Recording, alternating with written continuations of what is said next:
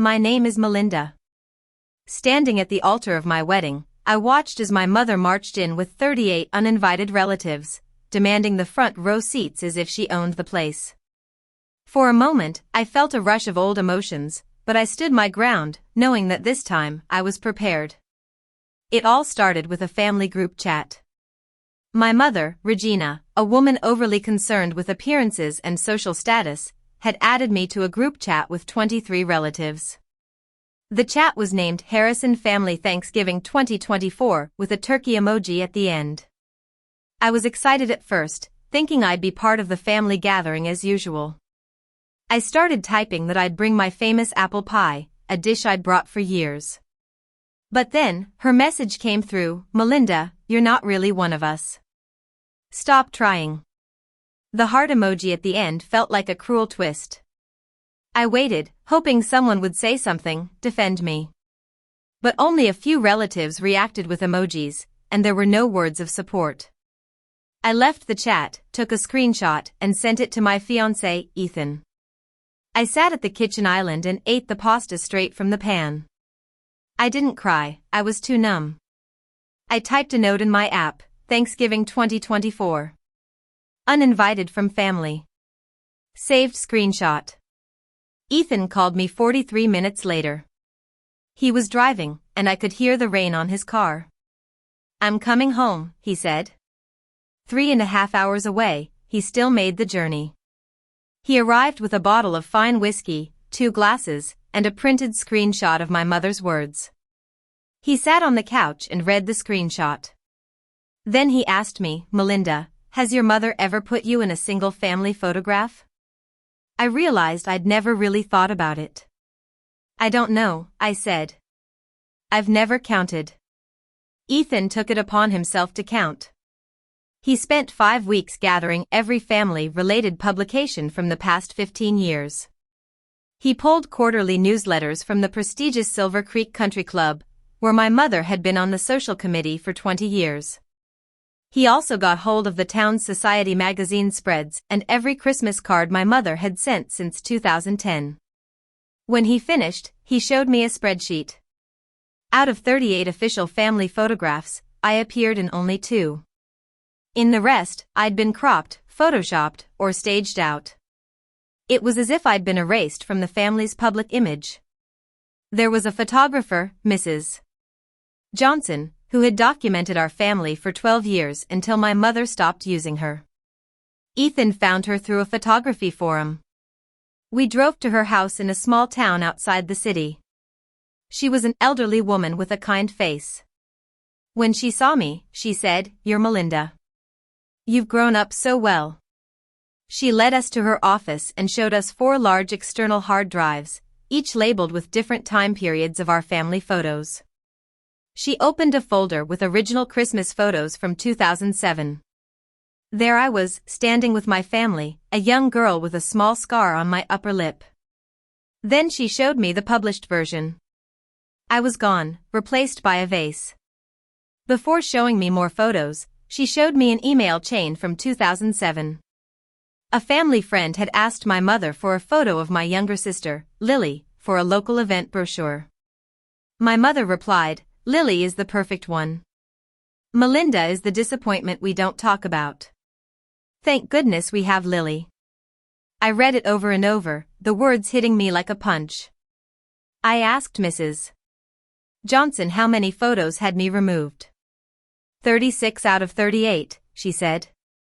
And then I asked the most important question, "Will you let me use these?" She unplugged the drives and put them in a bag, saying, "They were always yours." I just kept them safe. We hired a forensic specialist, Mr. Davis, to authenticate the photos. It cost $6,800, but I used the money I'd saved for a down payment on a house. I knew the truth was more important. Mr. Davis's report came back in late August, proving that every altered photo could be traced back to my mother's computer. Ethan asked me what I wanted to do with the evidence. I thought about my wedding, which was set for October 18th. I decided to wait. Then, in early July, I got a call from Lily. We'd had a strained relationship over the years, mostly because she followed our mother's lead. But this time, she said she needed to meet Ethan alone. The next day, they met at a coffee shop. Later, Ethan told me that Lily had asked if I got an unsigned birthday card every year. She then showed him a sheet of paper with 10 small 5-pointed stars drawn in dark blue pen. She'd been sending me those cards since she was 16, fearing our mother's reaction if she knew she loved me. When I met Lily at my apartment, I took out the Adidas shoebox full of those birthday cards. We compared the stars, and she broke down, saying, "I'm sorry. I was a coward." I told her to walk me down the aisle, and she said she'd been waiting to ask me that since she was 20. 6 weeks later, she moved out of our mother's house. Our mother called her 14 times in 3 days. The last text she sent was, "Lily, you're the one we kept. Don't do this." Lily forwarded it to me, and I realized that our mother's words had been hurting me for far too long.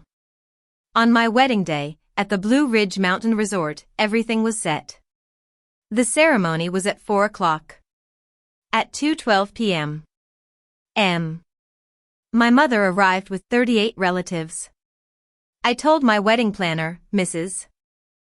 Thompson, to let them in. I was ready. At 3:59 p.m.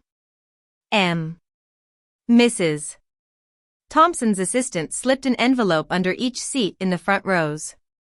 Each envelope contained a photo from the forensic report, a print out of the email, and a screenshot of the Thanksgiving group chat. At 4 o'clock, the officiant, Reverend Harris, stepped up to the microphone. He looked at my mother and said, "Before we begin, the groom has asked me to show everyone something." A large screen lit up, and a slideshow of the original and published photos started. As the photos flashed by, the chapel grew silent. By the 10th pair, my aunt, who had previously supported my mother's actions, put her hand over her chest. By the 15th pair, no one was breathing audibly. Reverend Harris then said, "The Harrison family has not been complete in print for 15 years. Tonight, we begin to complete it." My mother tried to stand up, but my father, who had always been passive, put his hand on her wrist and held her down. Lily stepped up to the pulpit. She said, "For 10 years, I've been sending Melinda anonymous birthday cards. I was afraid of our mother. But today, I'm walking my sister down the aisle." Reverend Harris then read the email my mother had sent in 2007. "Under your chairs, you'll find evidence of what's been hidden," he said. The sound of envelopes being opened filled the chapel.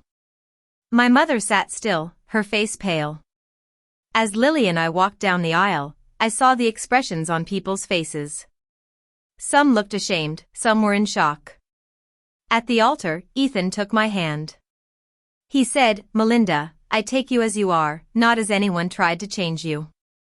I replied, "Ethan, you're the one who saw me for who I am." After the ceremony, my mother left with 9 relatives. 29 stayed. My father stayed in his seat and nodded at me slowly.